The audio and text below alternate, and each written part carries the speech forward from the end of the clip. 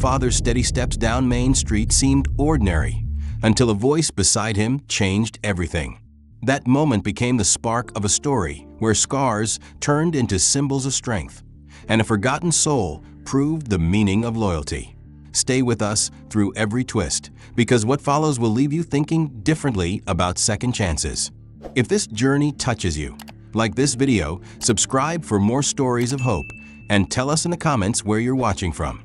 He, lines on his face, told stories of long nights, of cases that had gone unsolved, and of a marriage that collapsed under the pressures of duty and grief. As a black officer in a predominantly white town, Daniel had grown used to the subtle glances, the quiet whispers, and the constant need to prove himself twice over. Yet he walked Main Street that summer evening not as a cop, but as a father, one hand in his daughter's, and the other carrying the heaviness of trying to give her a normal childhood. Lily, 9 years old, was everything he fought for. Her messy ponytail bounced as she skipped along the sidewalk, humming a tune that made the world feel lighter. She wore a sundress the color of pale sunshine, and her shoes were already scuffed from a day of running at the park. She was innocence in motion, the very opposite of the burden Daniel carried inside, the loneliness that often pressed against his chest like a shadow he couldn't shake. It was her small voice that broke his thoughts. "Daddy, look." She tugged his sleeve and pointed toward the corner. Daniel followed her gaze and saw him, a man slumped at the curb, his skin rough like weathered leather, his beard wild, his eyes darting with suspicion. A piece of cardboard leaned against his leg with thick letters scratched in marker. $5 for the beast. Daniel almost kept walking. Then he saw what Lily had already locked eyes on. The dog. A German Shepherd, but not the proud kind he had once trained with in the force. This one was broken. Its ribs showed beneath dull, patchy fur. One ear bent at an unnatural angle, and scars crisscrossed its legs and muzzle like brutal reminders of battles lost. Its hind leg trembled each time it shifted, the mark of an old injury never properly healed. Yet those eyes, they were deep brown, glossy with pain, but within them flickered something Daniel recognized, a quiet dignity, a refusal to give up. Lily dropped to her knees on the dusty sidewalk. "Daddy," she whispered, voice quivering. "Please. He needs us." Daniel hesitated. He had seen enough of the world to know that saving something broken often brought more hardship than peace. He crouched beside her, his practical side whispering reasons. They already had enough responsibilities. The dog could be dangerous. Vet bills would pile up. But Lily wasn't listening. She leaned forward, her face inches from the shepherd's, and for a moment it was as though time froze. The noise of Main Street dulled. The setting sun hung suspended, and it was just a little girl and a wounded soul recognizing each other. $5, officer," the ragged man said suddenly, his tone sharp, almost mocking. "That's all it takes. He ain't worth more than that anyway." Daniel's jaw tightened at the casual cruelty, the way the man dismissed life like a disposable object. Lily looked up at him, eyes glistening with tears. She never begged for much, had grown up too fast since her mother walked away, but this time she was pleading with everything in her. Daniel sighed, pulled out his wallet, and stared at the bills. $5. It wasn't about the money. It was about the choice. He glanced at the shepherd again, and in those eyes he saw not just pain, but a spark that mirrored his own, a man worn down by life, still holding on for the sake of something greater. "Fine," he muttered. "But he's your responsibility, Lily." Her face broke into a radiant smile, brighter than the sun itself. She jumped up and wrapped her arms around his waist. "Thank you, Daddy. Thank you." She took the bill and handed it to the man, who snatched it with surprising speed. Without another word, he slung a tattered backpack over his shoulder and disappeared into the crowd as if running from his own shadow. Daniel frowned. People didn't usually flee that quickly. Something about it gnawed at him, like the man wanted nothing to do with what came next. But before he could dwell on it, Lily was already stroking the dog's fur, whispering gently, "You're safe now." The shepherd gave the faintest wag of its tail, its eyes softening as if it understood. Daniel crouched down, touched the dog's coarse fur, and felt the faint tremble beneath. There she was, crouched beside the battered German shepherd she had begged him to save, armed with a bottle of dog shampoo, a bucket of warm water, and the kind of determination that only a child who believed in second chances could have. The dog lay still, his ribs visible beneath the dull fur, his eyes half-lidded, but watching every move she made. Daniel carried a steaming cup of coffee as he approached, his boots crunching against the wooden steps. And for the first time in a long while, he felt the strange stirrings of something he hadn't allowed himself to feel. Hope. "You're up early," he said, kneeling beside her. Lily beamed up at him, her cheeks flushed from the cool air and excitement. "He needs a bath, Daddy. I want him to feel like he belongs here." Daniel set down his coffee and gently placed a hand on the shepherd's head, feeling the coarseness of the fur.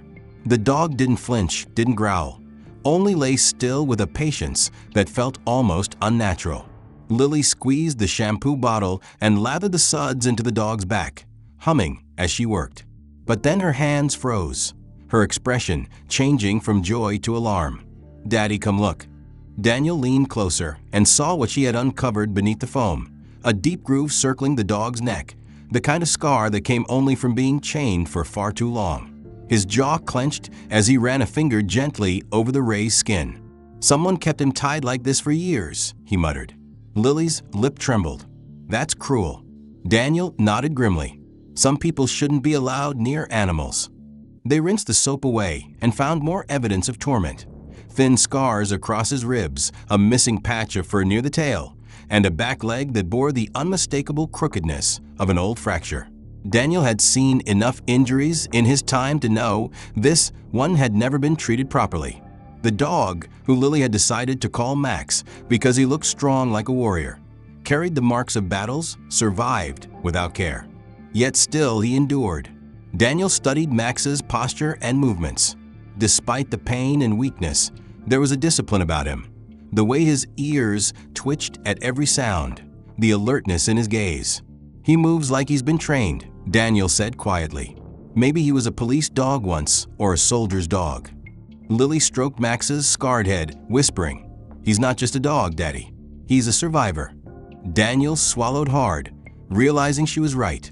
Later that afternoon, Lily sat on the porch with her sketchbook, drawing Max with the innocent devotion only a child could muster.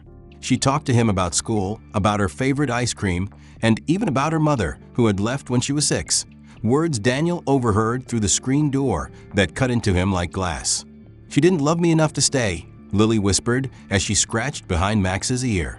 The shepherd shifted his weight and rested his head in her lap, and Daniel, watching silently, saw something break and mend in the same moment inside his daughter's small frame. That night Daniel tucked Lily into bed, but before he could leave, she clutched his hand. "Can Max sleep in my room?" He hesitated, picturing the risks. The dog could growl in his sleep, could snap from pain, could frighten her. But then he saw her gray eyes, wide with trust, and the scarred figure of Max curled obediently outside her door.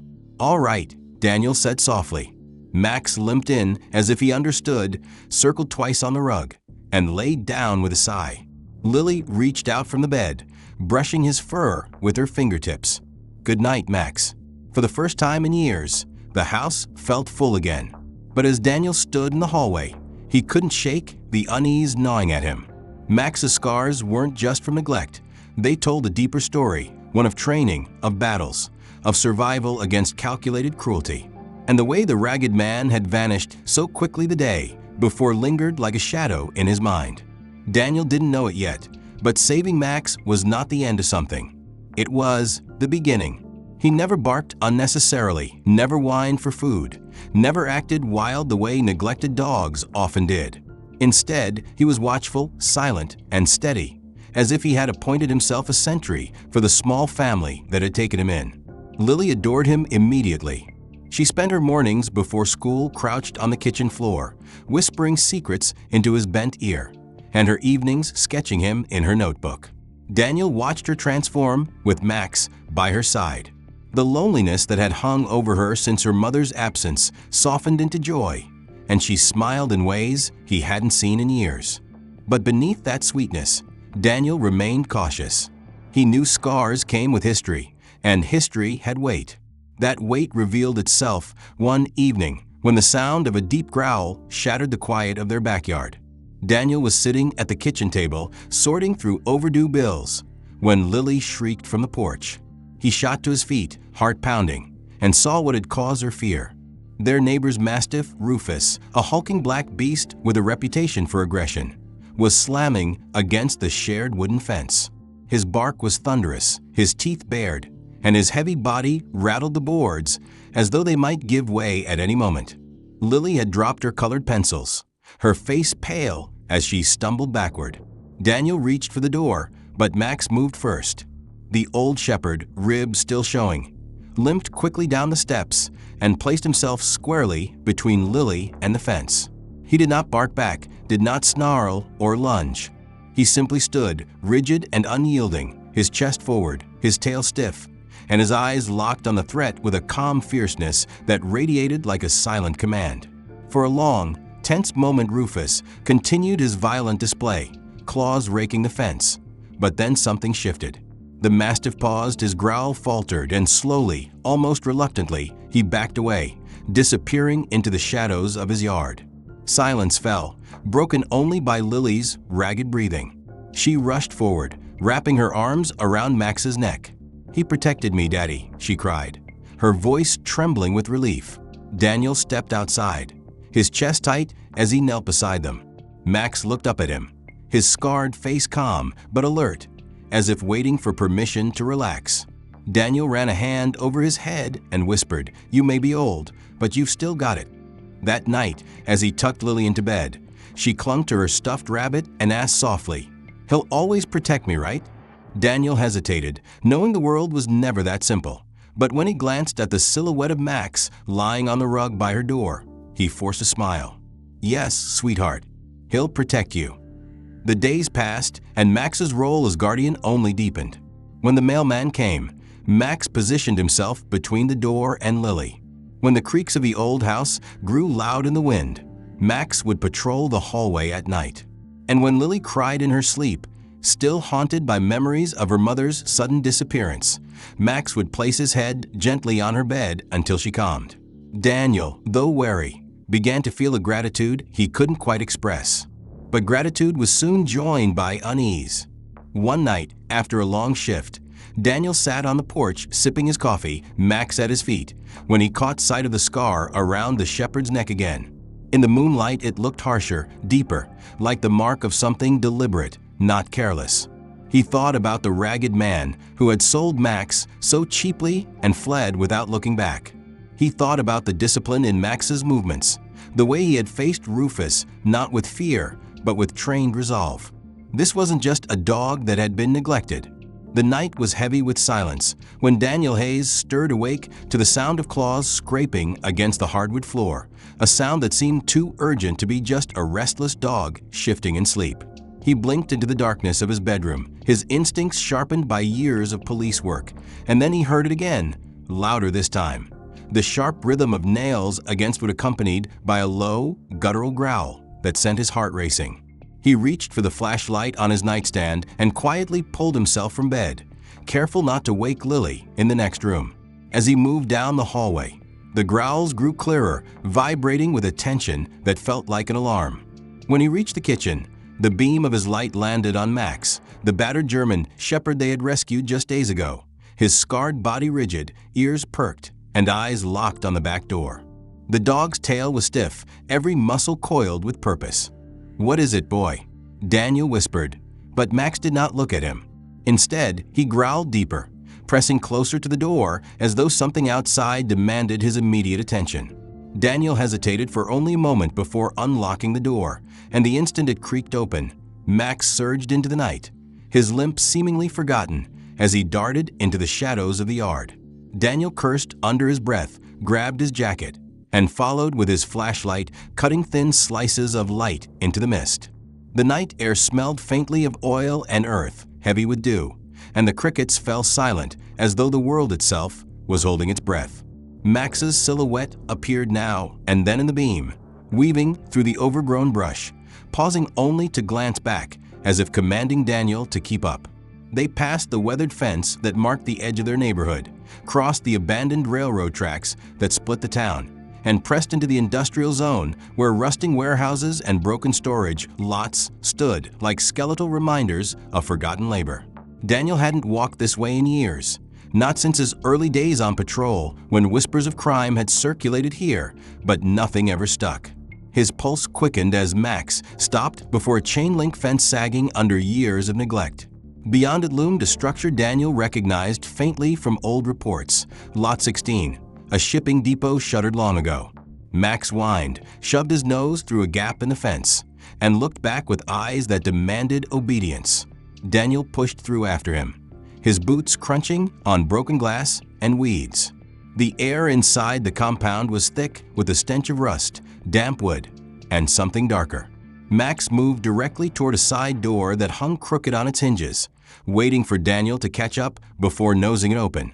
The beam of Daniel's flashlight revealed the floor coated with dirt and sawdust, but when he swept the light farther, he froze. Along the far wall stretched rows of kennels, some collapsed, some still standing, their doors hanging open like broken mouths.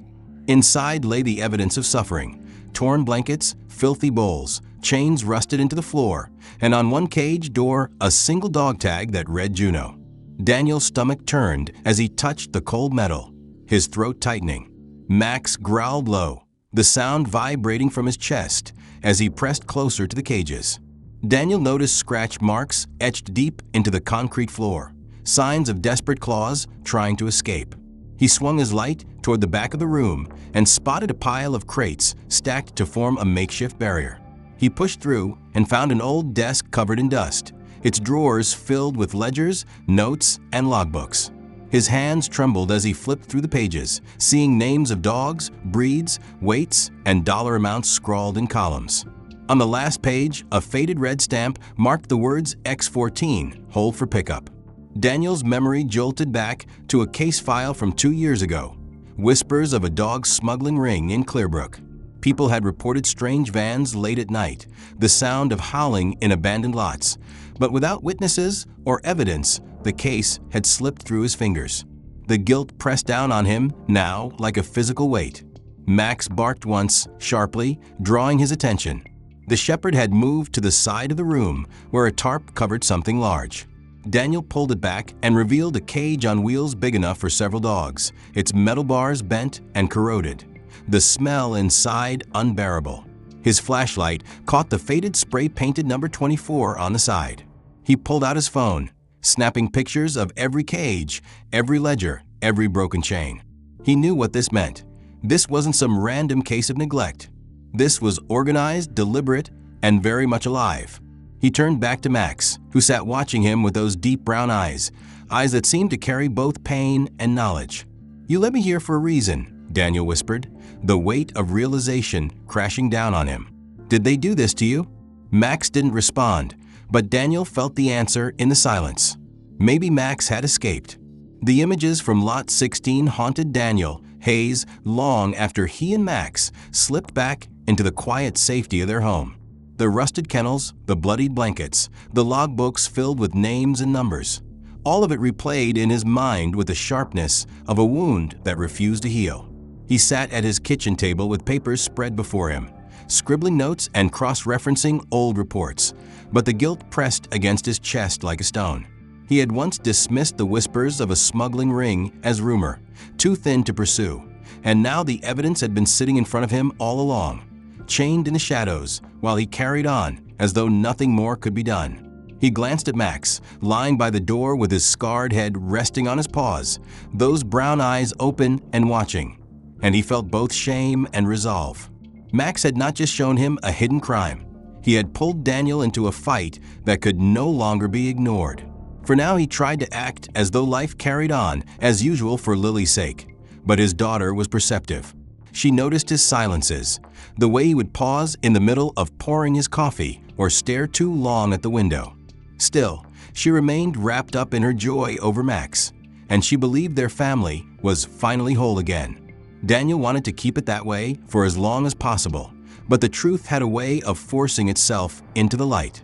It was just 2 nights later, while on a routine patrol, that the next thread unraveled. The streets were mostly empty, the only sounds the hum of crickets and the low whisper of wind through the trees.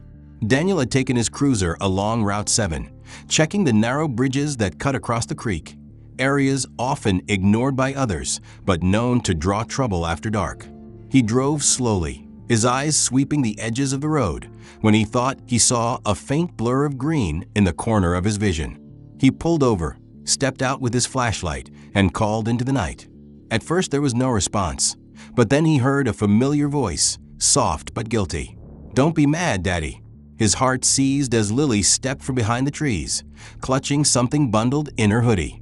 "Lily," he barked, fear and anger clashing in his chest. "You followed me? This isn't safe." She trembled but held her ground, lifting the bundle toward him. "I had to. Look what I found." Inside the hoodie was a puppy no more than 4 months old, its ribs visible, its fur matted with dirt, and one eye swollen shut. The little creature whimpered, curling tighter into Lily's arms as though she were its only refuge. Daniel stared, torn between fury that his daughter had disobeyed him and horror at the sight of another victim cast aside like trash. "He was under the bridge," Lily explained quickly, her voice trembling. "All alone, Daddy, just like Max was. I couldn't leave him there." Daniel ran a hand over his face, his anger draining into resignation. He could not deny the truth in her words. The puppy was barely alive, yet still clinging to her with the same desperate need that Max had carried in his eyes. He sighed heavily, pulling his daughter close with one arm while steadying the puppy with the other. "Get in the car," he said softly. "We'll take him home." They drove in silence, the little pup pressed against Lily's chest, her tears soaking into its fur. Back at the house, Daniel cleaned its wounds while Lily whispered promises, stroking its paw gently. She named him Charlie, declaring that every fighter needed a name, and Max approached slowly, sniffing the new arrival before giving a gentle nudge to the pup's ear. Charlie whimpered but did not pull away, and then, as if in acceptance, Max lay down beside him, his scarred body forming a barrier between the fragile newcomer and the door. Daniel stood in the doorway, watching, his heart tightening as he realized what was happening. Max, once the discarded beast sold for $5, had become a guardian not just for Lily, but for the broken lives they were beginning to gather. It was as if he had taken on the duty of leading them deeper into the truth, revealing piece by piece the extent of cruelty festering in the shadows of Clearbrook. Later that night, when Lily had finally fallen asleep with Charlie curled against her, Daniel returned to the kitchen table where the torn envelope he had taken from Lot 16 still sat. The faint letters Kennel X14 stared back at him, and he whispered under his breath, "None of this is coincidence." The discovery of Charlie under the bridge unsettled Daniel Hayes more than he wanted to admit, and in the days that followed he felt the weight of it pressing into his every thought. The puppy was too young to have survived on its own, too injured to have wandered far, which meant someone had left him there intentionally. That realization made Daniel's gut twist, because it proved that the smuggling operation he had glimpsed at Lot 16 was not just a relic of the past, but an active network that was still discarding lives when they no longer fit the profit margin. He began digging into records late at night, combing through old case files, permit numbers, property deeds, and scraps of intelligence reports that other officers had long since given up on. The name Kennel X14 reappeared like a phantom, tied to a defunct boarding facility that had gone bankrupt years ago, but had somehow found new life in the underworld. Daniel knew he needed to tread carefully. His badge carried authority, but it also painted a target. And if the men behind this operation knew he was closing in, they would not hesitate to silence him or worse, threaten Lily. It was a week later when the next piece of the puzzle arrived, not through databases, but slipped under the windshield wiper of his cruiser. The note was written in a hurried scrawl on a torn envelope. "Check the woods behind Miller's Quarry, South Path. You'll hear them before you see them." Daniel held the note in his hands for a long time, debating whether it was bait or a genuine tip. But when he looked over at Max, lying in the back seat with his head on his paws, those scarred eyes meeting his, he knew he could not ignore it. He waited until dusk before driving out to the quarry, dressed in plain clothes with his badge tucked deep inside his jacket. Max sat beside him in the passenger seat this time, silent and alert, his ears twitching at every sound as if he recognized where they were headed. The quarry loomed gray and lifeless, abandoned equipment rusting in heaps, but beyond it stretched a path that cut into the woods like a scar. Daniel parked beneath a cluster of pines and followed Max into the underbrush, his boots sinking into wet earth, his flashlight beam muted by the thick canopy. It was the sound that reached him first, just as the note had promised. Faint whimpers carried on the wind, the metallic clink of chains, the hollow bark of animals too weak to fight. Max stiffened, his body coiling like a spring, and then he veered sharply left, pushing through dense branches until the trees opened into a clearing. Daniel froze, his breath catching. Before him stood a makeshift compound shielded by wooden pallets and tarps, the perimeter lined with barbed wire.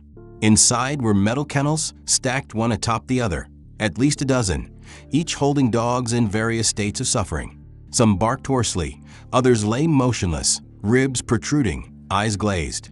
The stench of neglect, rotting food, feces, urine, hung heavy in the damp air. Daniel's fists clenched as he took in the sight. This was no accident. This was a business. Before he could move closer, the snap of a twig broke the silence. He turned sharply and saw them emerging from the treeline. 3 men, each carrying the hardened look of lives lived on the edge of law. The one in front was stocky mid-40s, with short black hair and a goatee, his tattooed forearms exposed beneath a sleeveless shirt. Daniel recognized him immediately from past arrests. Vince Rourke, a mechanic known for shady dealings and an easy violence. Behind him walked Caleb Dunn and Roy Mercer, ranch hands turned enforcers, their sun-worn faces split by smirks that held no humor. Caleb tapped a heavy wrench against his palm, and Roy cracked his knuckles with slow, deliberate menace.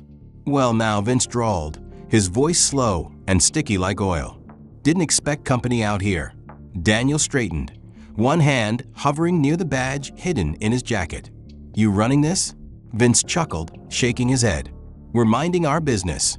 You should mind yours." Caleb stepped forward, his eyes narrowing. "These dogs ain't yours, Hayes. You ain't got a warrant, and you sure as hell don't have backup." Max growled low, stepping in front of Daniel with his scarred body tense, ready to spring if needed. Daniel's heart hammered, but he kept his voice steady. "You threatening a cop now?" Vince tilted his head, his smile fading. "No, we're warning a father. Bad things happen when people dig where they shouldn't. You got a daughter, right?" The words hit harder than any punch. Daniel's jaw clenched, rage surging in his chest. But before he could move, Max lunged forward with a bark that split the night, forcing the men to flinch back a step. Daniel used the moment to retreat, his hand gripping Max's collar as he backed toward the path. "This isn't over," he said, locking eyes with Vince. "I'll be back, with a warrant and an army." Vince smirked faintly, unshaken, and Daniel knew the threat was real. He pulled Max away, retreating through the woods with his pulse hammering in his ears, fear twisting not for himself, but for Lily, because now the men knew her name. When he finally reached the car, he collapsed into the driver's seat, his breath ragged, his hands shaking as he gripped the wheel. Max climbed into the back, panting but watchful.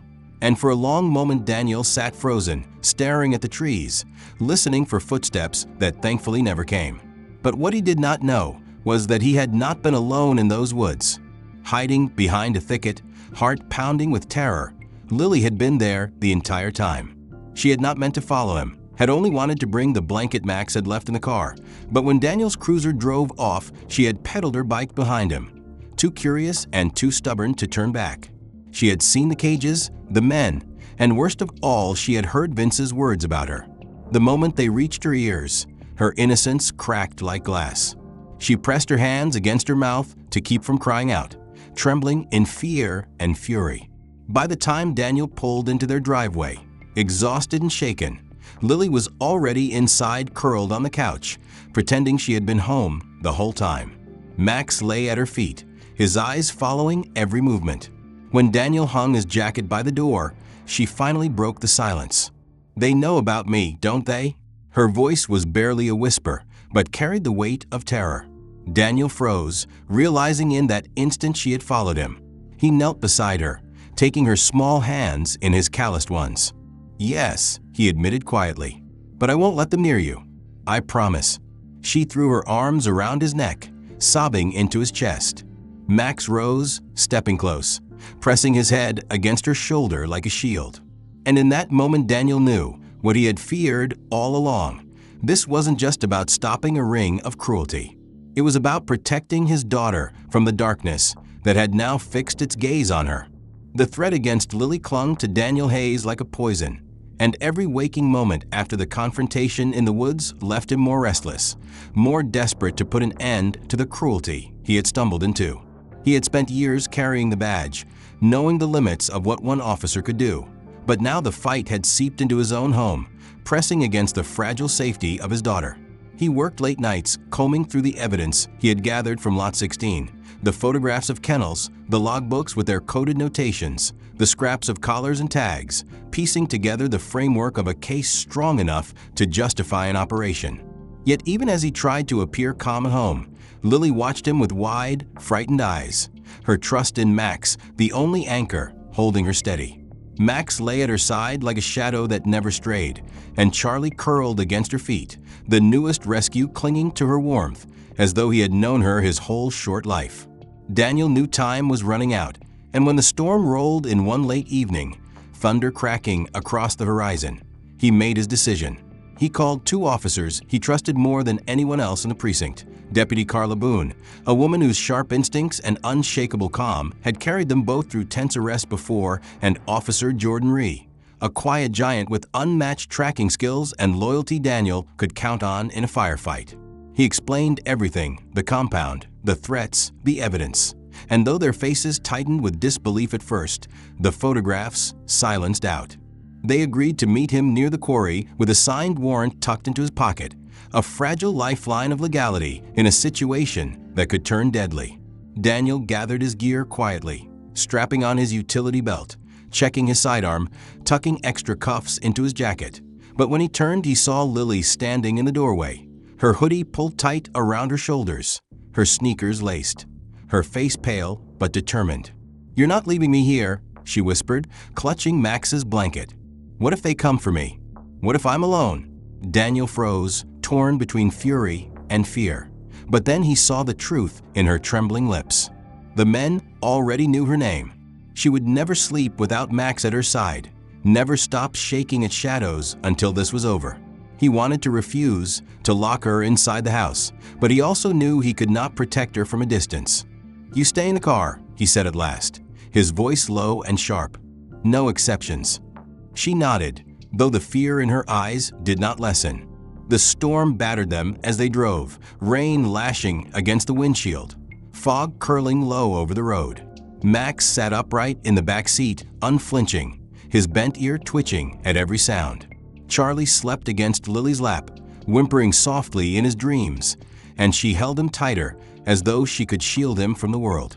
When they reached the meeting point at the edge of the woods, Carla and Jordan were waiting under the trees, rain dripping from their jackets, their expressions grim. Carla carried bolt cutters, Jordan a flashlight wrapped in red film to preserve night vision, and together they listened as Daniel laid out the plan.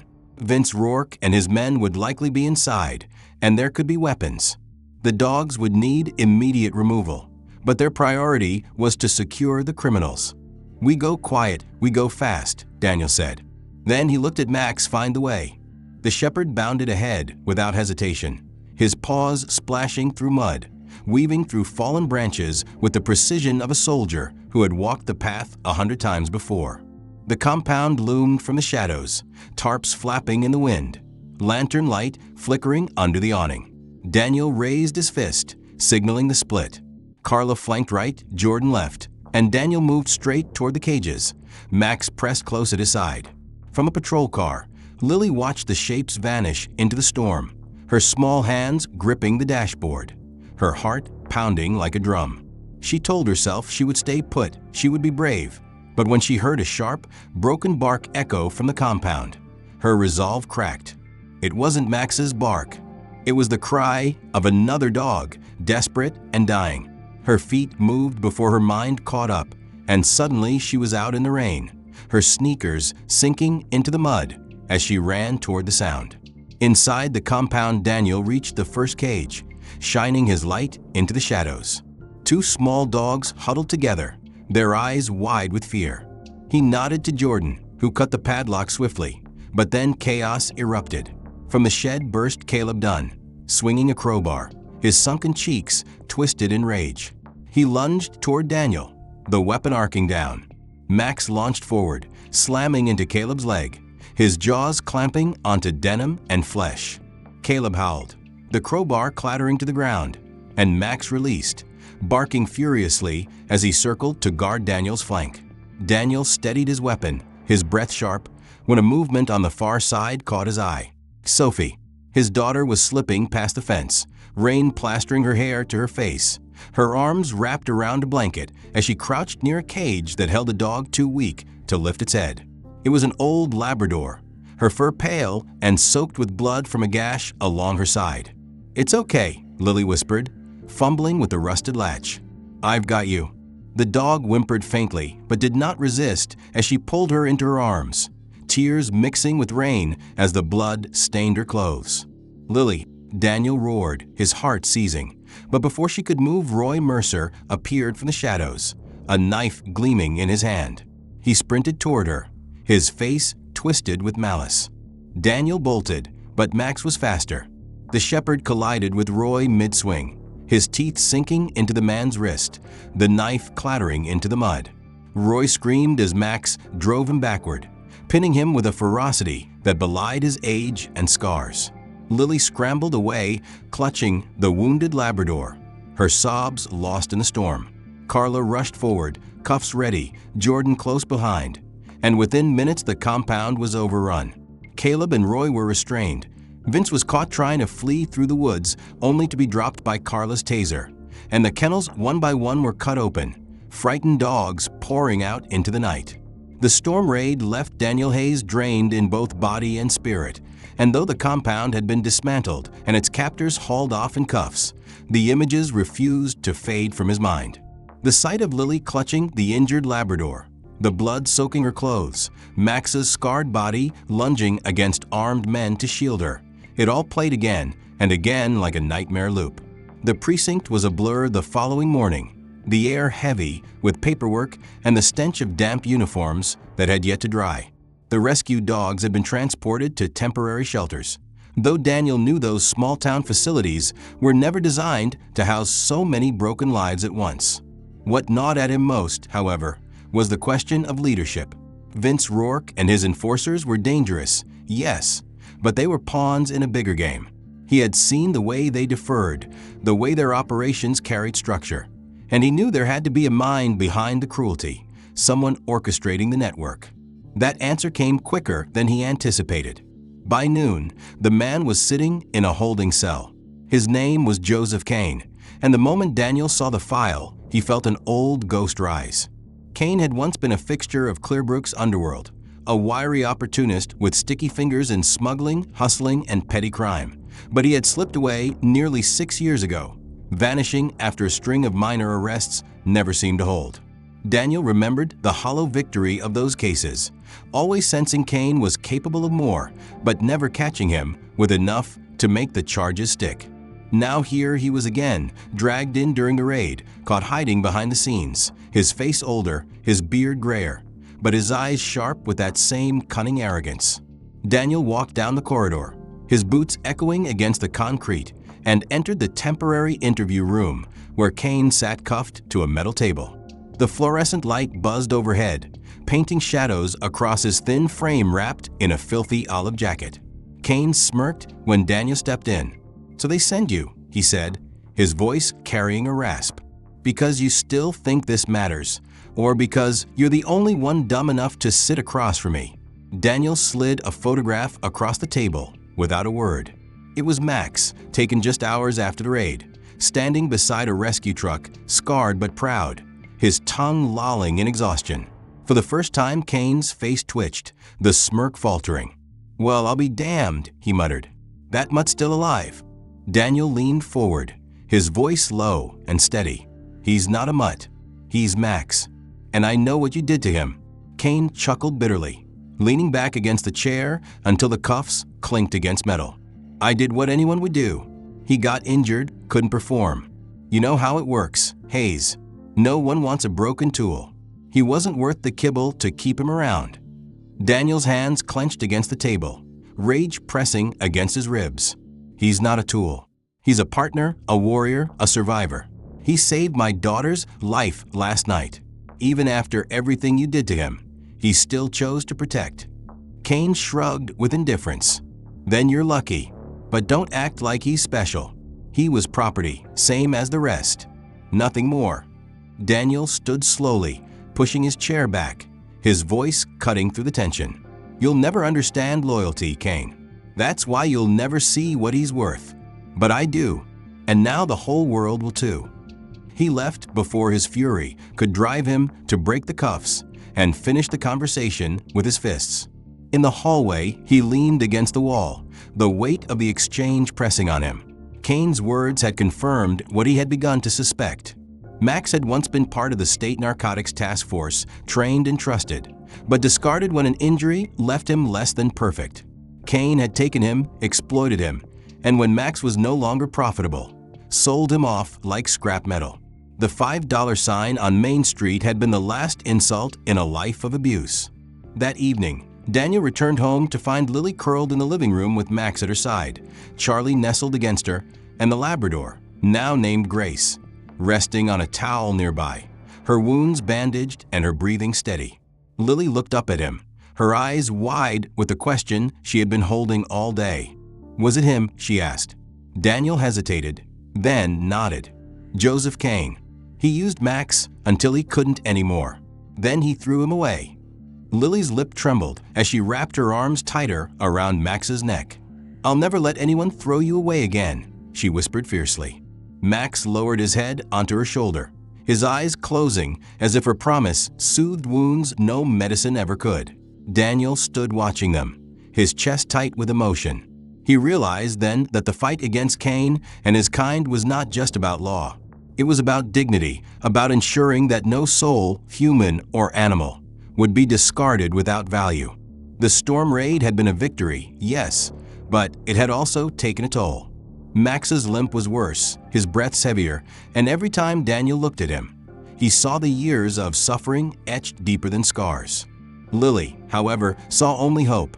She spent hours brushing his fur, whispering her secrets into his bent ear, and sketching him with a kind of devotion that made Daniel's heart ache.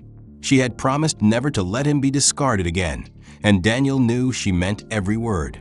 Yet he also knew the healing ahead of them was more than physical. It was emotional, for Max, for Lily, and for himself. The days that followed became a quiet ritual of care. Daniel turned his backyard into a makeshift sanctuary, laying down fresh straw where the dogs could rest, building temporary pens from old fencing he had salvaged, and coordinating with shelters to find room for the dozens of rescues. Lily helped as much as she could, carrying bowls of water, naming each dog with a kind of reverence, as though giving them new identities erased the cruelty of their pasts. Grace, the wounded Labrador she had pulled from the compound, healed slowly under their roof, her pale fur growing cleaner each day, her eyes softening from fear into trust. Charlie, the puppy she had found beneath the bridge, never left her side, tumbling after her wherever she went, his tiny bark adding bursts of joy to their tired household. And Max, though slower, remained their anchor. Every night he lay at the foot of Lily's bed, his head resting on her blanket, his presence a shield she clung to with absolute faith. Daniel tried to keep life normal for Lily, school drop-offs, homework at the kitchen table, dinners that ended in laughter instead of silence. But normalcy was a fragile illusion. He caught her staring out the window sometimes, her pencil hovering over her notebook, her thoughts clearly drifting back to the night she had seen men threaten her life. He wanted to protect her from those memories, to carry the weight for her, but she had already been pulled into the darkness. It was Max who helped her process it in a way Daniel never could. She would rest her head against his side and whisper, "You stood in front of me when I was scared. You made me brave." Max's only response was the thump of his tail, but Daniel saw what it meant. She trusted him with her heart. One evening, when the sun cast long golden beams through the windows, Daniel returned from the precinct carrying something he had searched for in the dusty corners of storage. He called Lily into the living room where Max lay stretched on the rug. In his hand, he held a small silver badge-shaped tag engraved with a single word: Valor. It had once belonged to the K9 unit, a relic reserved for dogs who had served with distinction. Daniel knelt beside Max, his voice steady but filled with emotion. "You earned this long before you came to us," he said, fastening the tag to Max's collar. Lily's eyes filled with tears as she hugged the shepherd, whispering, "Now everyone will know who you really are."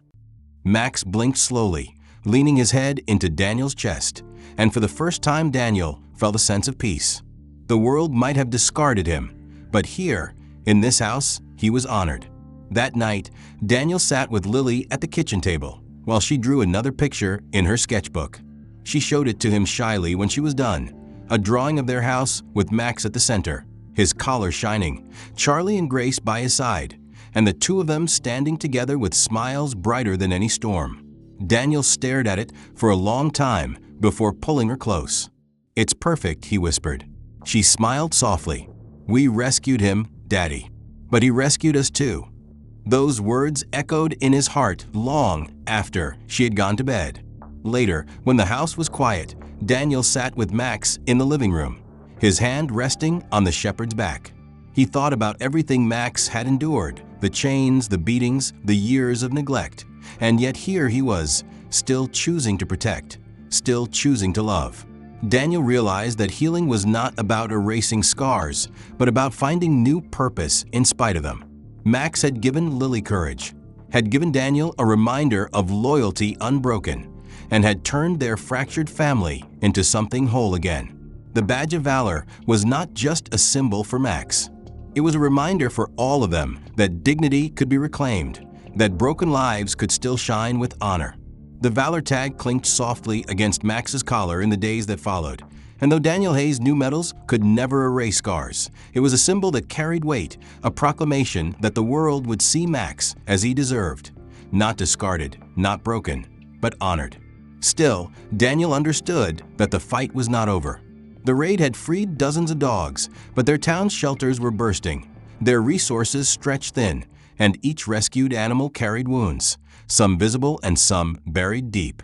Daniel felt the responsibility pressing on his shoulders, heavier than his badge. It wasn't enough to expose Cain and his men. True justice meant building something lasting, something that would give every lost dog a place to belong. And as he sat on his porch one evening, watching Lily draw beside Max, Charlie bouncing around the yard, and Grace limping gently after them, the answer came with quiet clarity. This was no longer just about survival. It was about creating a home, not just for them, but for every soul cast aside. The transformation began humbly. Daniel cleared the backyard, repurposing old lumber into kennels, setting up tarps for shade, and digging a patch of grass where the dogs could run. Lily painted the wooden fence bright blue, her messy strokes giving it character, her determination giving it life. Neighbors who once kept their distance began to take notice. At first, they came with curiosity, peering over the fence as laughter and barking filled the air. Then they came with help. Mrs. Rowley from across the street arrived with a thermos of sweet tea and homemade dog biscuits, her sharp voice softening whenever she bent down to stroke Max's fur. Families donated blankets and kibble, children carried toys, and soon the backyard no longer felt like a refuge just for them, but like a sanctuary for the entire town. Above the entrance, they hung a hand-painted sign that Lily had made, its letters crooked but proud. Home for Paws. Max adjusted to the change with stoic grace. He still limped, his ear still bent, but in the shade of the maple tree, he looked every bit a guardian king, watching over the yard with calm authority. Dogs who trembled at first found courage under his gaze. Pups who cried through the night settled when he lay nearby. And Lily often said he didn't just protect them. He taught them to trust again. Daniel believed it. More than once he watched a frightened dog edge closer to Max, testing, searching, before finally curling against him as if the shepherd's scars spoke a language only they understood. The story of the raid spread beyond Clearbrook. A local reporter filmed Daniel and Lily in front of the kennels, Max sitting tall beside them, Grace resting at Lily's feet, Charlie in her arms. The peace aired across the region, and soon donations began arriving from places they had never heard of. Boxes of food, medical supplies, even checks with notes that read, "For Bruno's brothers and sisters," referencing the name the reporter had mistakenly used, but which Lily chose to keep as a symbol of Max's past. Volunteers appeared each weekend, college students eager to help, retired workers offering time, and slowly what had begun as a desperate attempt to give rescued dogs shelter became something bigger, something lasting. Adoption Day came in the warmth of late summer. Families from neighboring towns filled the yard, children running between kennels, laughter mixing with the excited barks of dogs finally free. Grace was adopted by a young woman who had lost her own dog months earlier. She wept openly when the Labrador licked her cheek, whispering, "Thank you for waiting for me." Charlie, however, never strayed from Lily's side, his little tail wagging every time she called his name, and it was quietly decided that his forever home had already been found. At the end of the day, as the sun dipped behind the hills and golden light spread across the grass, Lily pulled out her sketchbook and showed Daniel her latest drawing. It was of their home, the kennels, the dogs, and at the center a tall figure with his arm around a little girl, and beside them a German shepherd with eyes bright and proud, his collar shining with the word valor. Daniel swallowed hard, his throat tight as he whispered, "It's perfect." That night, the house filled with laughter around the dinner table, Max lying stretched across the porch as moonlight bathed the fields. His breathing was steady, his ears twitching softly, and in the window, behind him the glow of family shone brighter than any storm. Daniel knew the scars would never vanish, for Max or for himself. But he also knew scars did not define endings. They defined survival, they marked the journey, and they told a story of resilience that no cruelty could erase.